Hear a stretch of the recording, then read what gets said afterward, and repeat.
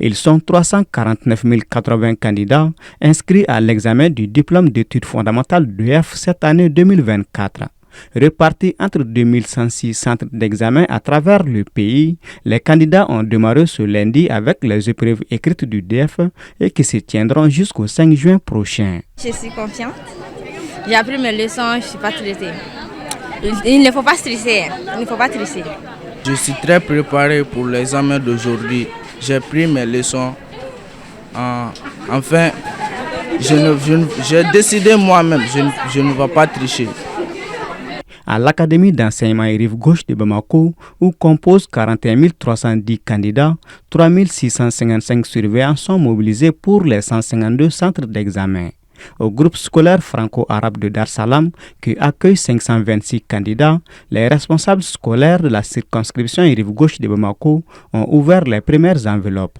Aux candidats de se concentrer et de compter sur leur propre effort. Nous l'avons toujours dit, la rentrée scolaire c'est depuis le 1er octobre. Et les examens se préparent le 1er octobre aussi. Donc les candidats doivent rester sereins en salle de classe. Et les parents d'élèves d'encourager les enfants. Et le suivi parental, il est très nécessaire dans la réussite scolaire des enfants. Et ça, nous l'avons toujours dit, ça commence depuis le 1er octobre. C'est pourquoi je reviens chaque fois sur le 1er octobre. C'est depuis la rentrée scolaire que les parents doivent suivre les enfants, suivre le cursus scolaire des enfants. Donc le conseil que j'ai à donner, que chacun doit compter sur ses propres efforts.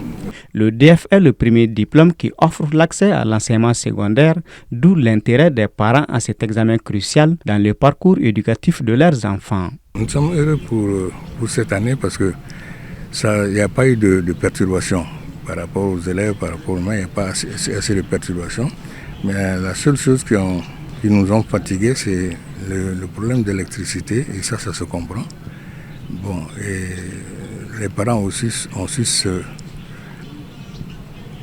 maintenir par rapport à ça parce qu'ils ont poussé les élèves à apprendre pendant la journée. S'il y a de l'électricité, s'il n'y a pas d'électricité la nuit, le jour, ils apprennent les leçons.